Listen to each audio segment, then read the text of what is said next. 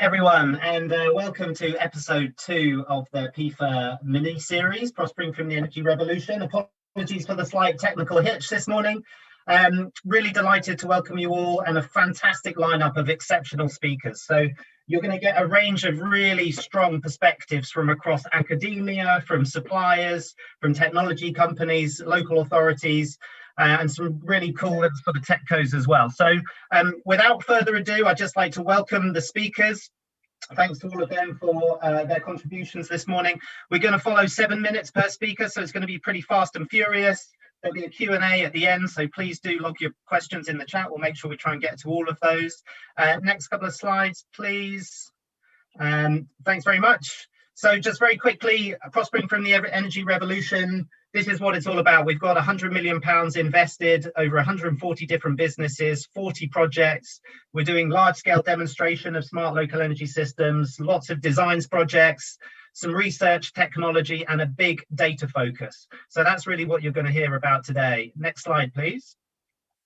In terms of activities, this is just a bit of a roll call, but it's not just about the Energy Data Task Force. We've got Modernising Energy Data Access, which is a competition led by Icebreaker One, who are really starting to improve open access to data, something we're really keen on.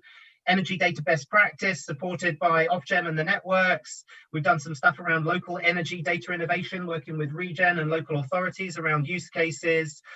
We're just about to contract out our Modernising Energy Data Applications competition, so you should hear some news around that.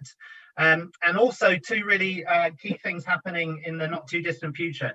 Energy Systems Digitalisation Task Force. This will be led by Laura Sands and Richard Dobson at the Catapult. That follows on from the Data Task Force and really starts to get into what a digitised energy system looks like. So we look forward to your feedback and contribution into that. And finally, we're working with Ofgem and BEIS on the energy data strategy due for release in Q2 this year, alongside the new version of the Smart Flexibility Plan. So next slide, please. Just last one from me. This is our vision. We really want to see data and digitalization being more made available. We want to see accessibility. We want to see massive growth and development of applications and utilization, really start to optimize the energy system to deliver benefits in terms of agile policy, agile regulation, and societal, business and consumer benefits as well. So that's enough from me. Thanks very much for joining. I will now hand over to David Sykes from Octopus. Hello, everybody. Thanks, Matt, and thank you for having me. My name is David Sykes. I'm from Octopus Energy. We are an energy technology business and retailer. We have about close to 2 million customers in the UK.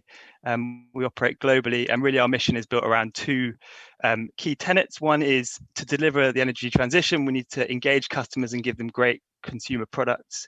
And 2 is we need to give them good value for money and fair pricing. And we enable all of that through technology. I was supposed to be talking about sort of best practice data in an energy retailer. Instead, I'm going to give you my view on how we think the energy system can use data better. I think this is a good starting point. So, Matt, you mentioned the Energy Data Task Force, which did a really great job of articulating some of the challenges and where we can go, and you know, the underlying message from there is that data can unlock system and consumer benefits. I think crucially that misses one key point, and that's what I'm going to try and probably hammer home in my 7 minutes today, which is that if we don't design systems and markets that connect that data to value, we'll have a highly instrumented system where that data has no actual value, and we won't innovate off the back of it. So if we go to the next slide, please. The energy system is extremely complex, and I think can be quite opaque. So I wanted to sort of go to an analogy that everyone can understand and relate to. And supermarkets are that. They manage very complex supply chains and logistics, and they produce great consumer value, and consumers really understand and can shop across them very well. And so I wanted to imagine a supermarket where you've got all the scales and weights, prices, different packages, and fancy tills, but instead of using the tills, everybody gets to pay a fixed fee to shop there. So you just go in and fill your boots and you just pay a fixed amount. The supermarket's logistics and packaging costs are set by the regulator, so there's no competition there, and the wholesale cost of produce is the same regardless of where you source it from. In many ways, that is what the energy system looks like today. In the distribution and transmission costs are heavily regulated, pretty much the same for all consumers. The wholesale cost is set right at the center and doesn't really reflect any of the sort of local provenance of your energy.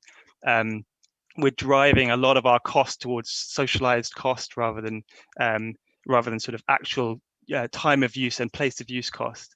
And despite putting all these smart meters in place, if we flatten all those cost signals, effectively we're just paying a fixed fee to go in the shop.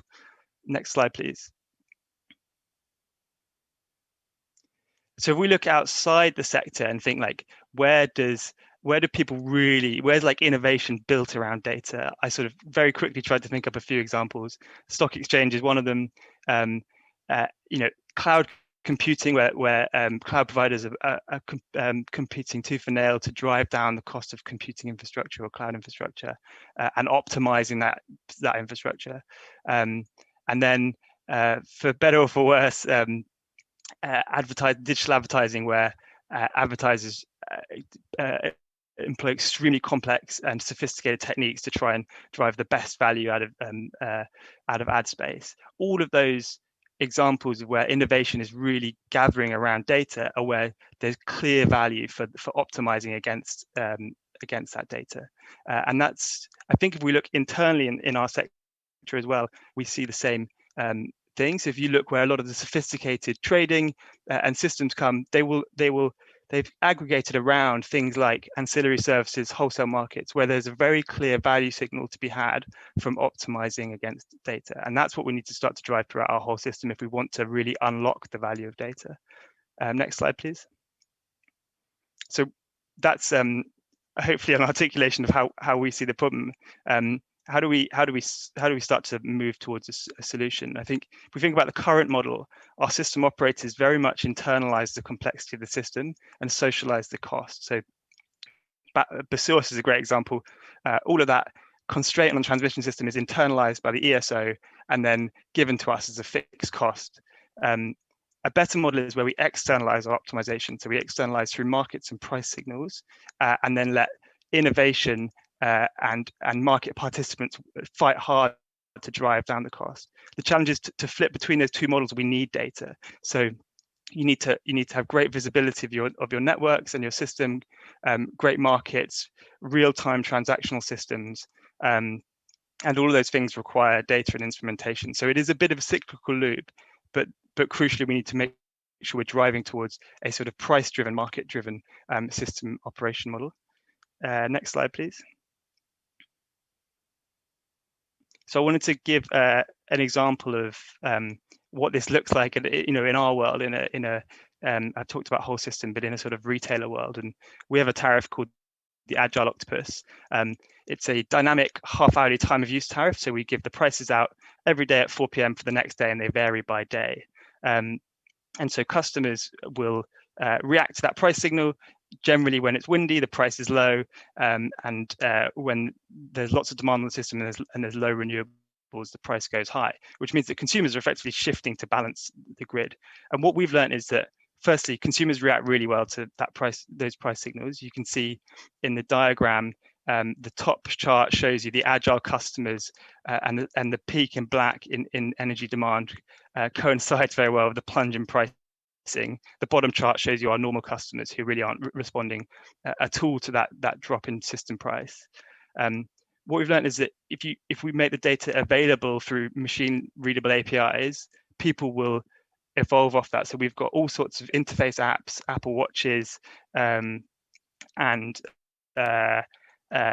Alexa, all sorts of hardware apps. So that's anything from batteries, EV chargers, smart heat, heat batteries, all of which are integrating off that agile ecosystem and starting to optimize off that price signal. And then we can capture that data, monitor our customers, learn what they're doing, and evolve the operation. And I think that's a microcosm for what we need to do in the energy sector, which is open up price signals, create clear value signals to markets, through markets, capture more and more data, but make sure that data is feeding back in to the system operation and being externalized. So the innovation isn't really captured within the system operators, the innovation is spread amongst the whole energy sector. So I think that's all I had to say, and I think that's my time. Thank you. Thanks, David. So good morning, everyone. My name is Mark Gowdy from SP Energy Networks, and I'm the Distribution System Operation Manager. A little bit about SP Energy Networks. We're a distribution and transmission system network operator, NGB, kind of covering the flow of electricity to homes and businesses throughout central and southern Scotland, North Wales, Merseyside, Cheshire, and North Shropshire.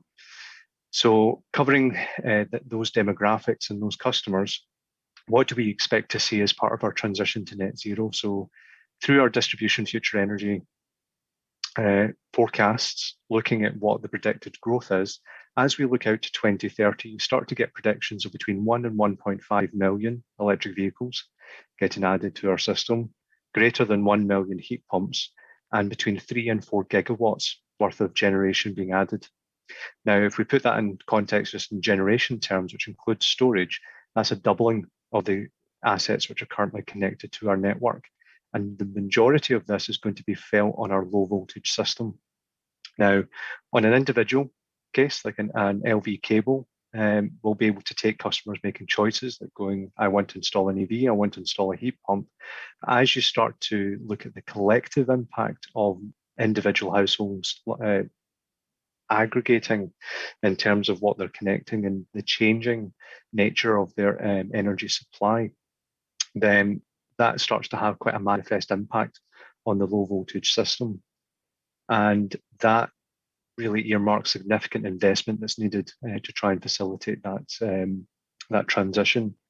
Now, as an example, we've looked at how much flexibility we can get from the low voltage system. We've recently put out a tender for over 1,000 locations on our network. And what we actually received was about between 3 and 6% of interest back from those 1,000 locations.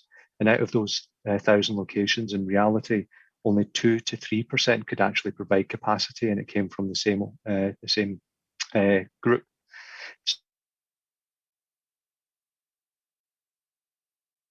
So you've got this increasing demands on the system, and the ability to just replace LV cables takes time. It has an element of disruption to it. You're digging up streets, you're digging up pavements.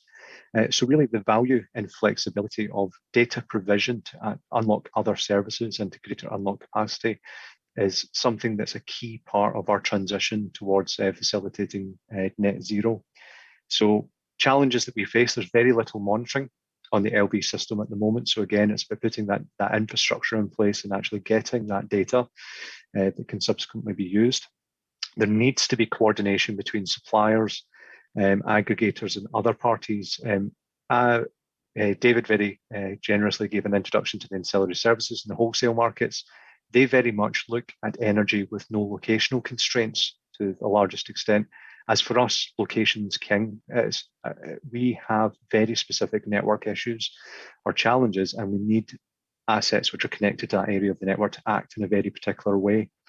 Failure to do that could actually compromise, the integrity of the system. And the market elements is that markets have solutions to provide. And our provision of data, our sharing of data, really realizing the full value chain of what the market can provide and the different solutions. We're looking out to 2030. The solutions that are available today versus the solutions that are available 12 months from now will be manifestly different. And we're really interested to see, the market-driven solutions, the flexibility-driven solutions that will appear. So that's everything from me. And I'm going to pass over to Aidan O'Sullivan. Thanks a lot, Mark. So good morning, everyone. Next slide, please. So I am Aidan O'Sullivan, Associate Professor at the UCL Energy Institute, which is a research institute focused on decarbonising the energy system. At the Energy Institute, I lead the Energy Systems and Artificial Intelligence Lab, which is focused on deploying artificial intelligence in the energy system, and also the MSc in energy systems and data analytics, which is focused on training people in data science and how the energy system works. So I'm going to give an academic perspective on this area. So since I'm an academic, I'm going to talk about research and teaching. And one of the nice things about being an academic in the space is that I'm able to get involved in lots of different areas and have the freedom to look at lots of different research questions. And that leads me to my key message for today, my one-word takeaway, which is interoperability. So if you go to the next slide, please. So since I've only got 7 minutes, I thought I would try and immediately make my point. And if you only take one thing away from this, it's the importance of interoperability as part of your data strategy. So the value and usefulness of any data set is increased exponentially if you can link it and combine it with other data sets.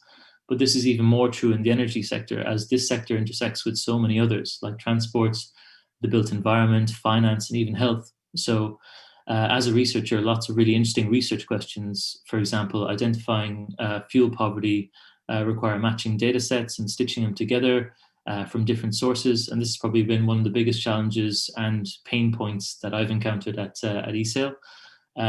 So I have a host of data horror stories that I could share with you as use cases, but the one that probably has been the most challenging was actually not in the energy sector, it was in the development sector. So working with UN data on the Sustainable Development Goals. So this was a project with UNDP and UCL on the measuring progress reports, and working with this data requires a lot of different data matching from different sources. And it's no surprise to me that one of the best reports I found on this problem or on this area is from the UNDP on data interoperability. So the research, the reference you see first. So I really do recommend checking that out as a great resource on data interoperability and things to consider. If I have time today, I will try and talk a bit about some principles for managing your data and data quality, which is to do with tidy data. So that's my second reference. So next slide, please. So to define data interoperability, it's the ability to join up and merge data without losing meaning. Data needs to be easily reused and processed in different applications, allowing different information systems to work together. So the key point is that interoperability is a characteristic of good data. It's not kind of an add-on, and it needs to be thought about very early in the data value chain. So I've zoomed in here, and hopefully you can kind of see the point I'm trying to make, that data interoperability is something that needs to be considered as early as the processing stage. So when you're kind of in the gathering your data and processing it for as part of the production stage. So something that needs to be thought about very early on. And if you go to the next slide, please.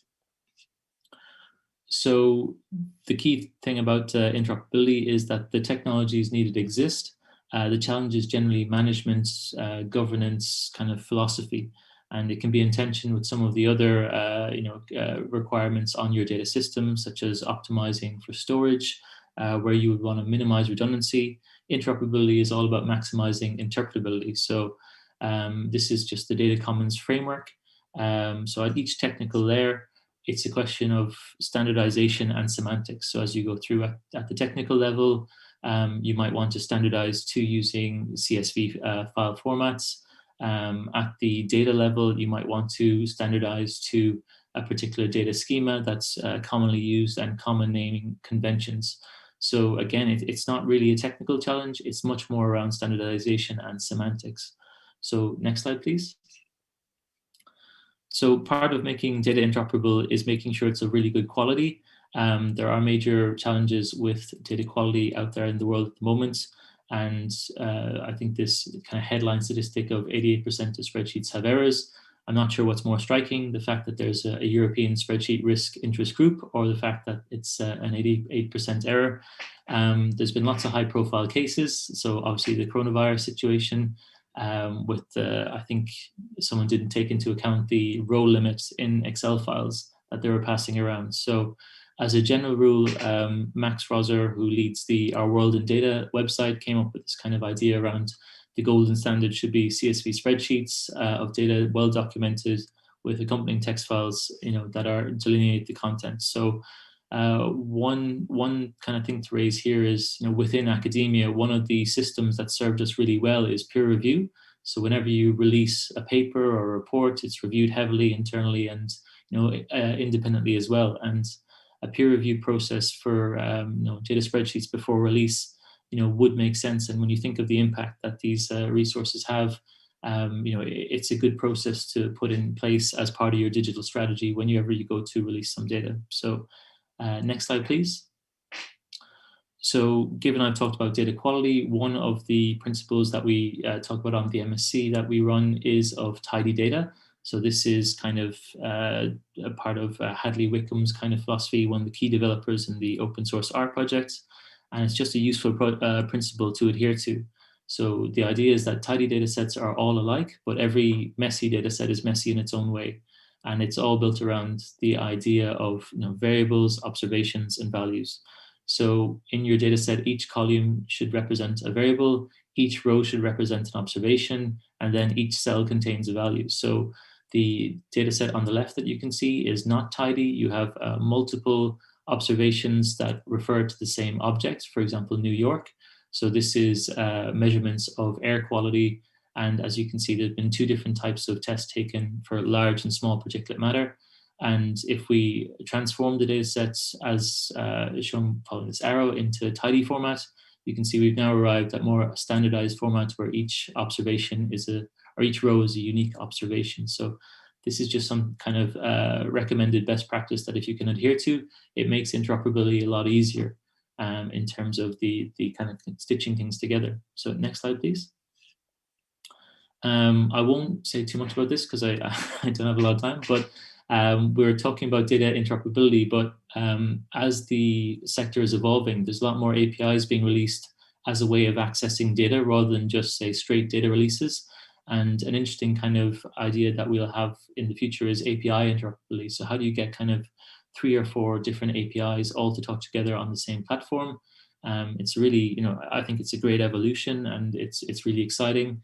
APIs also have a great advantage for the energy sector, which is that they allow incompatible legacy systems, of which we have a great deal, to talk together through a kind of a middleware handbook or a middleware layer. So that can be used as kind of a connective tissue for stitching together different data sets and different processes. So again, if there's going to be API interoperability, there need to be standards and specifications. So the Open API specification and the API handbook are really good references there. So next slide, please. So these are just some examples of good practice that I've seen. So the Open Power System Database. Next slide, please. And the L2 RPN Challenge, which was launched at NeurIPS 2020, which is the biggest AI conference in the world. And one of the advantages of the Open Power System Database is it uses a standardized format for lots of data from different European countries, all on one platform. And the L2 RPN Challenge is designed around an Open AI GIM API, which is kind of one of the very commonly used ones in the machine learning community. So building the platform around an existing API that everyone is already familiar with really helped us get a lot of traction and interest. So next slide, please. So I said I would talk a bit about teaching. So given that I'm an academic, so we believe there's something of a digital skills gap in the energy sector, and we don't believe that energy companies just hiring a bunch of computer scientists with no understanding of the complexities of the energy system is the optimal solution. So we set up a MSc program at UCL in energy systems and data analytics that combines studying the energy system, transport, built environments with machine learning and data science. Next slide, please. Our students do really great things. They go on to set up their own companies like Moto Energy, they win hackathons, and they do really cool data visualizations like what you can see here in the sector. So we've designed the course around industry needs, and we're really keen to engage with anyone out there with kind of data challenges or in that space. So I think I've gone a bit over time, so thank you very much, and all the best. I'll hand over to the next speaker now, which is Madeleine. Hi, thank you, Aidan. Hi everyone, I'm Dr. Madeleine Morris. I'm a research associate based at the Grantham Institute for Climate Change and the Environment at Imperial College London, and I'm a member of Energy Rev, which is the academic research consortium component of the Prospering from the Energy Revolution, or PFER programme. I'm going to talk today a bit about digital energy platforms and their role in the PFER programme from the point of view of policy and regulation. Next slide, please. So first up, I just want to introduce you to the Policy, Regulation, Markets and Governance team of Energy Rev. This is led by Dr. Jeff Hardy, who's also based at Imperial College London. And our overarching research question is asking whether we have the appropriate policy, institutional and regulatory frameworks to realise the potential of smart local energy systems. So what are the rules of today? Are they fit for purpose for the energy systems of the future? And to do that, we've been kind of delving into the current policy landscape, but through the lens of smart local energy systems to find out whether there are any gaps, issues or tensions. Next slide, please. So one of our focuses on our deep dive was on digital energy platforms, which are an emerging and therefore not very well defined area of energy. So for the purposes of this piece of work, we describe them as digital spaces where users can communicate and interact with each other and get access to products, services, resources that are provided by peers or organisations. This isn't a new concept. It's not unique to energy. Many other areas of the economy have already been transformed by digital platforms, and their emergence is driven by the trend of digitalisation. So some examples that you'll no doubt be familiar with in other areas include things like Airbnb, Uber and Lyft, and eBay. They're all examples of digital platforms. And their core concept is the same across the economy. And it's that rather than business models that are based on owning physical assets or infrastructure, they provide connections between those that can offer products and services and those who need them. So platforms are enabling technologies that could ensure that the increasing number of distributed assets and resources that are coming onto the energy system can contribute positively to that overall system. And so the reason that we focus on this topic is partly because it's an unregulated space, mostly at the moment. But the platforms also feature heavily in the PFER programme. So each of the projects pretty much has some kind of digital platform at its heart. An example is Habitat Energy, who you'll hear from next, and they are powering the optimisation and trading platform, which is at the heart of the Energy Superhub Oxford's demonstrator project. Next slide, please. So although it's a mostly unregulated space, there are already obviously policies and regulations that will affect their emergence. And we had a look and we identified challenges that fall broadly into three categories: data, markets, and roles and responsibilities. Today, I'm only going to highlight the issues related to roles and responsibilities. You heard some really great examples of issues with data there by Aidan, all of which I think came up in our report as well. So I'll focus on that third topic. Next slide, please. The challenges that we identified are that digitalisation is going to change the roles and responsibilities of the existing actors in the energy sector and might sometimes necessitate completely new entities or roles to be created. And this spans right the way from government, who will need to provide leadership and decision making, through to the regulator, who will need to create space for and allow experimentation of new models, through to the system and distribution system operators who are going to need to adapt to the changing landscape, and then right the way through to consumers as well, who might well end up playing multiple roles as data and asset owners. And so also really important is the relationship that is built between those actors. And so I think that trust is going to become absolutely crucial. It's currently unclear where the responsibilities will settle. And there's a lot of uncertainty about how and indeed whether digital energy platforms should be defined and regulated. It's a very fast-moving sector with new business models, products and services are emerging, some of which could be quite disruptive. And so because we don't know exactly what's coming, there seems to be a very strong case that we move away from the prescriptive regulatory regime that we have now towards a more flexible and agile one. Next slide, please.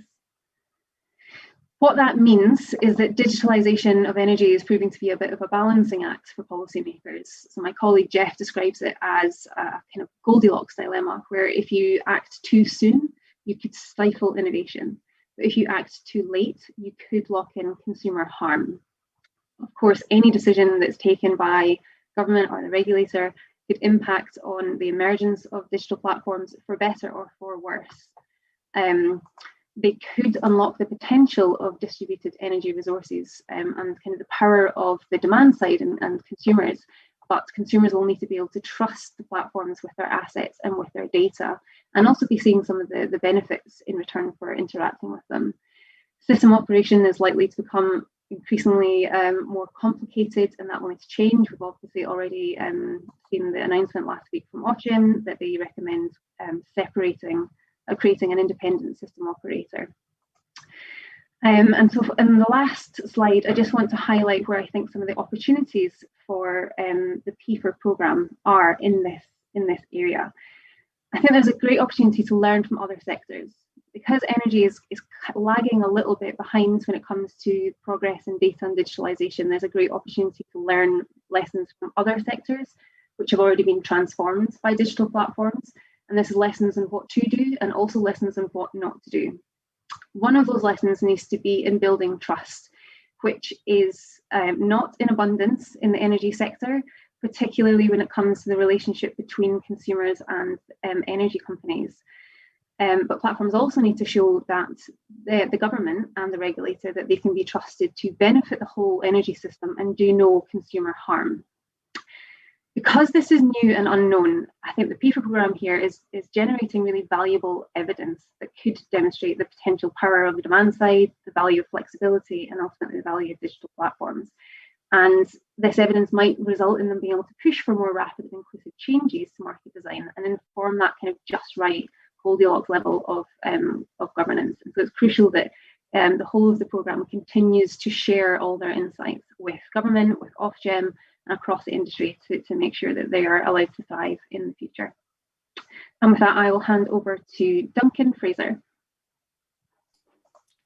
Thanks very much. And even got a little bit of an introduction for me ahead of time, teeing up the ESOL project. Next slide, please. So my name's Duncan. I'm, and the next one as well. I'm data scientist at Habitat Energy. We've been working for a couple of years now on this ESOL project, the Energy Superhub Oxford. It's a very big project with lots of different partners focused on accelerating the electrification of services in the Oxford area. Definitely not all the participants are on this slide. Sorry to everyone who isn't on here. It's been an awesome group of people to work with. Lots of different streams working in parallel, from Kenza, who are developing ground source heat pumps for the electrification of domestic heat in social housing. Oxford Council, who are looking at the electrification of municipal vehicles and municipal EV charging sites, as well as a retail charging site super close to where I am at the moment in Oxford. And that's connected via a private wire to a huge energy storage site, a big 50 megawatt lithium ion battery being developed by Pivot Power, and a big flow battery being developed by Invinity as well, vanadium redox flow.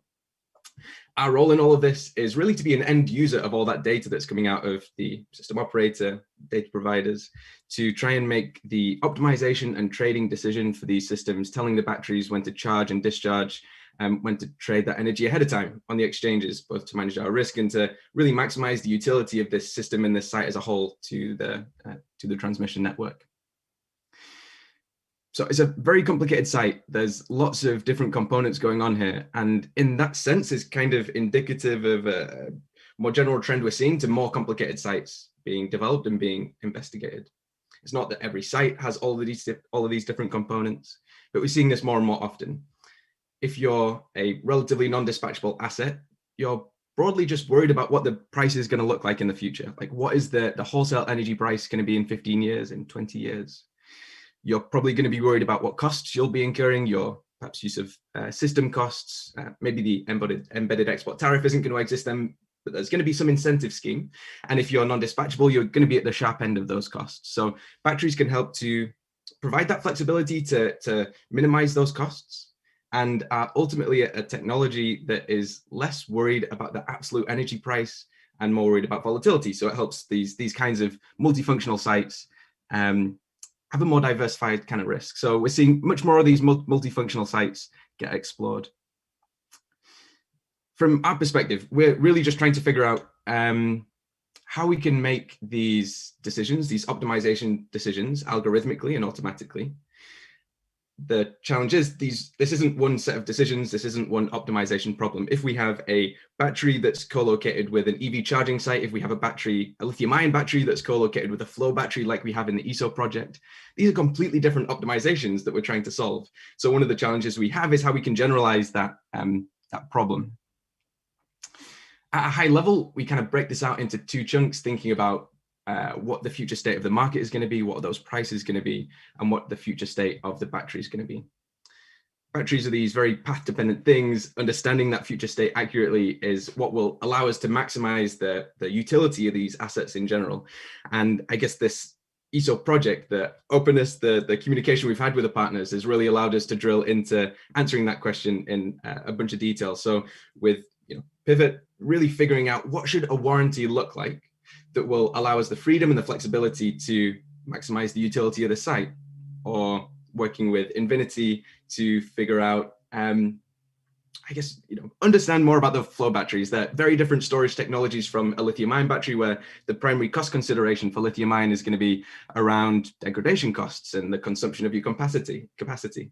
For a flow battery, much more worried about efficiency losses, which are going to be changing non-linearly with state of charge and with power. And so understanding how we can model that accurately and incorporate that into our models really allows us to answer that first question around what the battery's future state is going to be.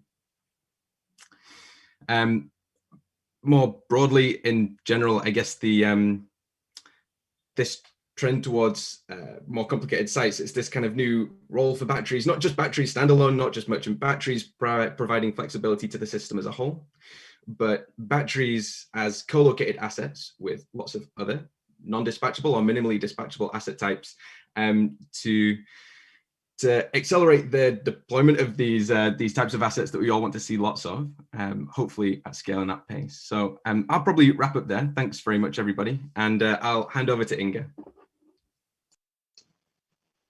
Thank you very much. I'm Inga Doherty. I work at Oxfordshire County Council. I'm the Energy Insights Lead and working within the Climate Action Team, but working full-time on Project Leo. So if I could have the next slide, in fact, probably the slide after, and the next one. Thank you. So Project Leo is one of the demonstrator projects funded through PFER. It's a consortium project with 9 core partners, and it's led by Southern Scottish Electricity Networks, and includes both universities of the University of Oxford and Oxford Brookes University. Ourselves, Oxford City Council, are also participants in the ESO project, which you've just heard about. And also in the project is the driving force behind community energy locally, the low carbon hub. So Leo is really about trialling and demonstrating not only the technology, but also the processes and systems that are needed to establish a net zero energy system locally, and crucially about facilitating local communities to participate in that. Data, you'll be not surprised to hear, is absolutely at the core of the project. And I just want to take you through a few slides this morning to tell you not so much about the data types we're using, but actually how we're using it, and focusing on spatial mapping. So if I can just have the next slide, please. So why is spatial mapping? Why is it important to the demonstrator project? It kind of comes back to a lot of what Mark said really early on in the presentations, that we need to know not just what's happening, but we actually need to know where it's happening. Because where that increase in EVs happens, where the increase in heat pumps, where the increase in demand is happening is really important so that we can manage and address the impacts. So the mapping supports decisions not just within the Leo project itself, but it looks out much more widely to look at strategic planning locally. In our case, this is informing the delivery of the Oxfordshire Energy Strategy, and it's also supporting the work that's been done currently on developing a joint statutory spatial plan, the Oxfordshire Plan 2050. And if I can have the next slide. So in the first phase of the project, we have spent a significant amount of time asking users about the type of data that they might want to see in a geospatial map. We've asked them about the type of data, how they would use it, and also crucially about what data they might have that might help to inform our local energy view. The net result is, at the stage I put these together a while back, was over 40 layers of data, which our GIS team have taken, amalgamated into a single, snappily entitled Leo Integrated Land Use Map. And over the next few slides, we'll just give you a quick tour of the data that we've incorporated into that, as well as a whole county-wide view of aerial images as well. So next slide, please. I won't dwell on this one. This does what it says in the tin. It looks at the electricity network layers. We've also got the other utility layers there as well, so we can see what's there in terms of gas as well as electric. We also need to know where our installed renewables are currently. And then on the next data set, the next slide, please. We've then begun to build up a picture of the energy use across the county, and we've used openly available data for this. The slides here are taken from the Department for Business, Energy and Industrial Strategy. And the first one shows us the total annual electricity use. So you can begin to see across the county where some of the highest demand is. And then you begin to build up your picture so you can begin to plan what you might want to do in terms of projects. So we need to know, for example, that in Oxfordshire, we've got a significant number of households not connected to the gas grid. And then, of course, there's the human element. So when you're beginning to plan your projects, we also know that we've got around 1 in 10 households in the county that live in fuel poverty. So by beginning to see where bringing the data to life, by mapping it, you can really begin to see where there are problems that you might need to address. And then on to the next slide, please. So Oxfordshire is set for significant growth. We're seeing around 100,000 new homes between 2016 and 2030 and more beyond that. So it's really important that we know where that growth areas are. But our users also said, well, we don't just need to know where the growth is, we kind of need to know what the constraints are. So if we were planning a larger scale renewable installation, for example, what about the planning constraints? Can we know that at the very outset? So we've drawn together a wide range of layers in there, setting out protected habitat, species, flood risk, etc. But then if we go on to the next slide, we took it a step further and said, well, actually, what we need to know is in our energy strategy, we highlighted the need for significant scale up in renewable generation to meet our carbon reduction targets, which are set by 2030. And this goes back to what Mark was saying right at the very beginning about how we can understand where the impacts are on the network. So what we've done here is commissioned a new data set looking at renewable generation. We've taken the planning constraints, we've looked at some assumptions around suitability for solar and for wind generation, commissioned Energeo Limited to provide us with a desk-based assessment, and the resulting map is what you see in front of you, which gives you an assessment of whether land is suitable or not. And then on the next slide, we've not just looked at the strategic level. We know that it's also really important to look right down at property level. So we also have data on rooftop solar potential and at property level potential for ground source heat pumps. And on the flip side of all this, and find the next slide, please, it's also really important that you're not just scaling up renewable generation, but you're also looking at energy efficiency to bring down energy demand. So again, we've commissioned new data for this and had the opportunity to get some aerial thermal imaging done, which gives us an area-wide view of heat loss across a wide area. Sitting underneath this data set is then all the data that we can pull out on the energy performance certificates, with whatever caveats that do come with the data in this. They're still the best set that we have currently. That's all tied up then with the data on the building properties, and also tied into that is estimates of cost of installation of energy efficiency projects and indication of carbon savings. And this is where our partners, Oxford Brookes University, are lending their academic weight to doing some really in-depth household level energy assessments and developing a tool to look into detail at that.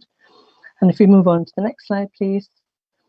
That was a whistle-stop tour through what we currently have available and are making available to our partners through our web app and the Leo Integrate map. The map currently has fairly limited functionality. It's a great map, but it's certainly switch on, switch off layers. And then my final slide, please. In the next steps, we are continuing to add a significant amount of data. We've got lots of data coming in on the electric vehicle charging and data coming in from other projects within the County Council.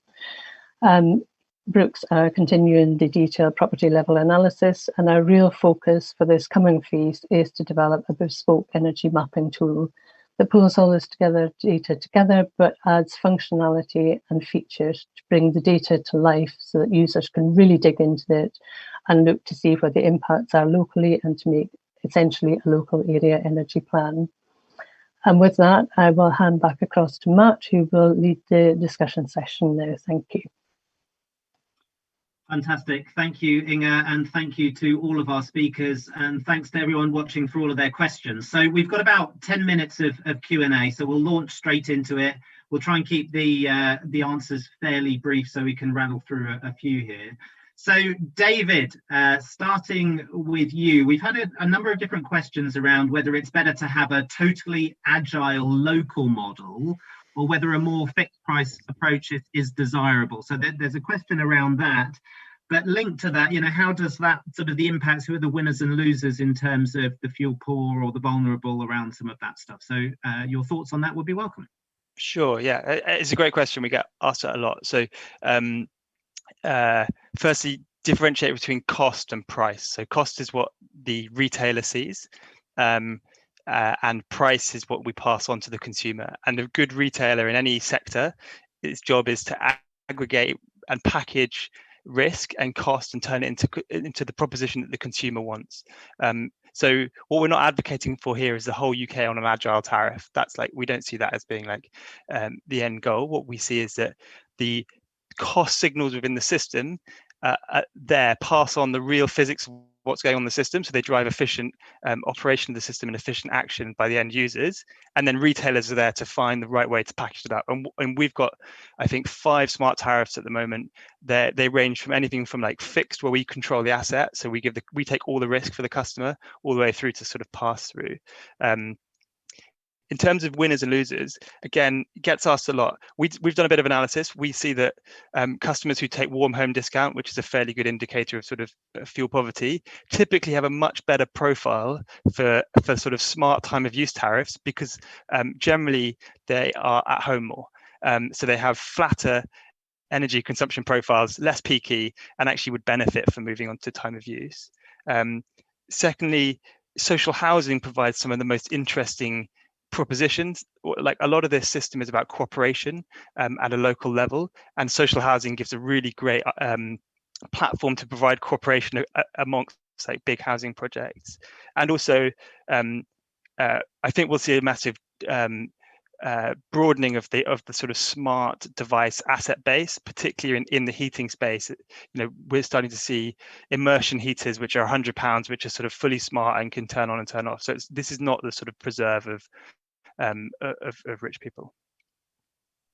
Thanks, David. And one other question in terms of the existing market design. Do you feel that the current design of the UK market, thinking about balancing mechanism, wholesale market, ancillary services, the emergent sort of DSO flex markets, is that market design suitable for the kind of digitized energy system which you guys have got in mind? Short answer is no. Bits of it are good and bits of it are not, but I think we're the best placed country in the world to do it, because we have an extremely switched on regulator. Everybody's thinking about it. We have great networks. The ESO is super smart. I think what's missing at the moment is a clear operating model. So what does the DSO do? What does the ESO do? I think we need to really enable DSOs. There's some Mark was articulating his problems brilliantly. They've got great problems, but also great understanding of how to deliver the solution. So we need to enable DSO markets more, and that's not just flex markets. That's price signals which confer the local constraint within the markets and the local needs that Inge was talking about. And then we'll get rid of this. The industry. When I came into the industry, the concept of embedded benefit made me like, what is that sort of like local generators were getting given away, this sort of this freebie. It's not that. It's that local, the value of local generation should be different from the value of transmission connected generation, and we need to find price signals that reflect that. That's great. Thank you, David. So Mark, that's quite a nice segue for you. What do you feel are the sort of major opportunities for sort of the networks, but also for businesses and householders under the sort of DSO model? I think unlocking kind of the value of the capacity of the system through data is something which is manifestly critical for delivering net zero on time. If you take one step back, it's one of the biggest things that we can do to have a sustainable future is enable that transition. And by making best use of network capacity and working alongside traditional methods, so like reinforcement is still a very good option in terms of putting in bigger capacity, but really making best use of that flexibility. I think there's a couple of reflections on it to make sure that these markets work best for all customers. So socialization of cost does have an element of fairness to it, and it's about making that transition fair as well. So those who are most likely to be able to benefit from certain tariff types are those who are able to invest in flexible resources, whether that be an EV or a heat pump. So again, it's making sure that everyone can benefit from the transition that we go to, and that to an extent, for distribution companies, there is never going to be a true market, because until we reach such a day that individuals are willing to go without electricity, then the market is constrained by physics. So for us, it's about making that market work best for the system, but also those who participate in it.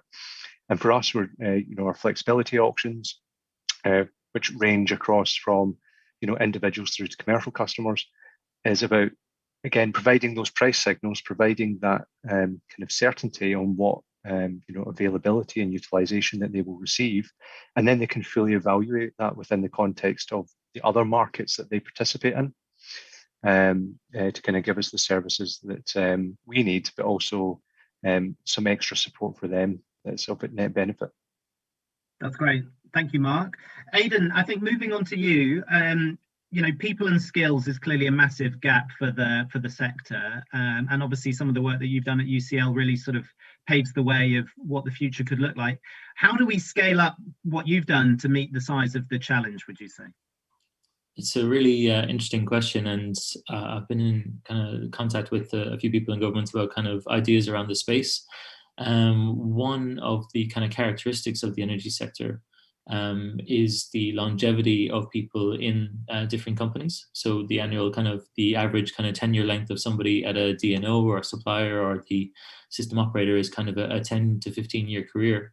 And as data enters the energy sector, people are drawing analogies to tech and doing lots of things that tech has done in terms of platforms. But the tenure of a person in a tech company is generally 2 to 3 years. So there's a massive disparity in terms of the rate of turnover of staff in the companies. So while we've set up this MSc, and it's our way of starting to address this problem in terms of training graduates and people who want to come back and do it, I think there needs to be more in terms of making upskilling available to people in companies existing, working with the kind of skills development people within, say, system operators and DNOs, about what courses are needed and how to make them kind of relevant for people who are doing a job at the moment. That's really valuable and comes with a lot of ingrained knowledge that they've picked up, and you want to retain that while we do manage this kind of transition to a digital energy sector. So I think more making kind of training available for people in these skills, bespoke for people who are actually working in the energy sector right now, is really needs to happen. That's great. Thank you, Aidan. Just for those listening, we have had the nod from the Visair team that we can run on for a couple of minutes after 11 o'clock. So we'll try and get the next few questions done, but we might also run over by a couple of minutes. Those speakers who need to drop off, please feel free to, no problem. So thank you for that, Aidan. In terms of the next question, I think, Maddie, if I can come to you, and I love your Goldilocks dilemma, by the way. I think that certainly got us all thinking. But in terms of other sectors, where would you say we can sort of look to, both for, how to develop digitized energy systems, but also the sort of do's and don'ts of other sectors and what they've learned? So the platforms I mentioned before, in the sort of ride hailing and holiday accommodation, what they have done really well is put customers at the heart of their business models. They've done really well at identifying what motivates the customers, what they value, what they were lacking from the previous incumbents, and also crucially the kind of the heterogeneity that exists across these characteristics, and that each person is different and has different needs. And so there's good lessons to learn there. And also what they have done well is baking transparency into a lot of their models. So for example, ride-hailing platforms introduce things like user profiles, and you can track absolutely everything you do. And that is something that customers really value, and it's a great way of building trust. Mistakes have been made, for sure, where some of these companies have undermined the consumer trust that they had built up so well by failing to implement robust consumer protection measures. An example that we look at in the report is Uber. Uber has been banned, citywide bans. It's had countrywide bans because it made some serious mistakes with consumer protection, and it couldn't prove that it could fix them. That will not be tolerated with energy. Energy is an essential service, so there are some really good lessons there on what not to do. Thank you, Maddie. Duncan, I'm going to come to you on some more sort of technical questions around the optimization challenge to do with different types of storage, whether it's lithium ion or whether it's sort of vanadium, how you manage that kind of technical problem with, market interfaces, the sort of self-optimization challenges, for example, solar and storage. What's your approach to those different challenges?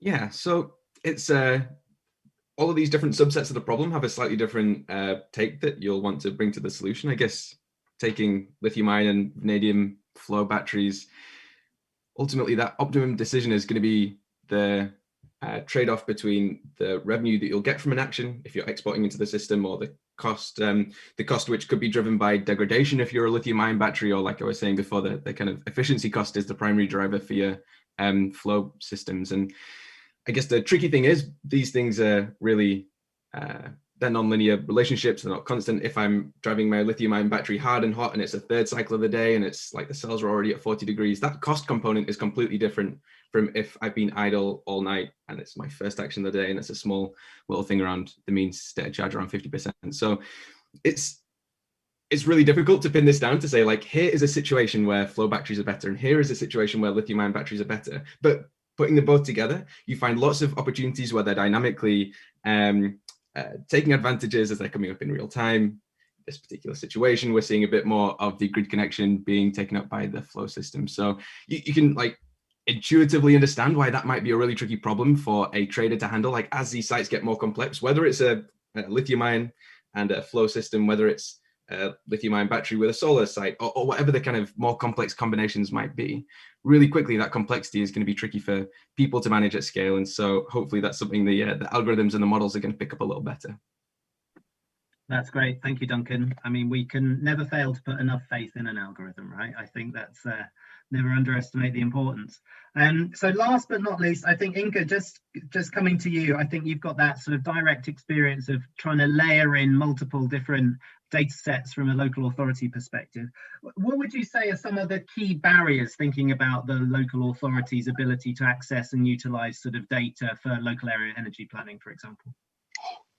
Well, I think we've been very lucky in the sense we are working in this partnership project, which certainly helps unlock some of the data and ways into that.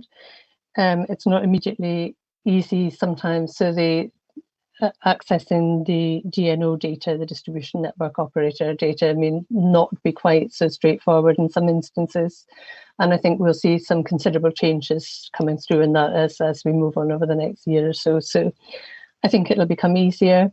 I think probably one of the biggest barriers and challenges that comes to this is, in a way, less accessing the data than actually putting in place all the required data agreements and data sharing agreements, and ensuring that the data that we are sharing can be shared in a way that is within our licenses and within the requirements of our agreements.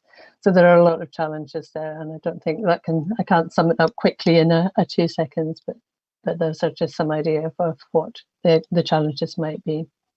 Absolutely. I encourage everyone to embrace a data sharing agreement. Once you've been through a few of those, I think it does sort of drive the need for more efficiency in that process, that is for sure. So fantastic. Many thanks to everyone for their questions. Huge thanks to our speakers for their insightful presentations and their responses.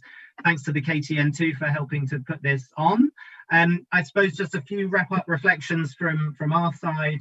We really feel that this kind of collaboration is just absolutely essential to solve some of these challenges. Having academics talking to suppliers, talking to technology businesses, talking to local authorities, talking to the government, talking to regulators, we can only solve this challenge with a unified approach, especially when it comes to data and digitalization.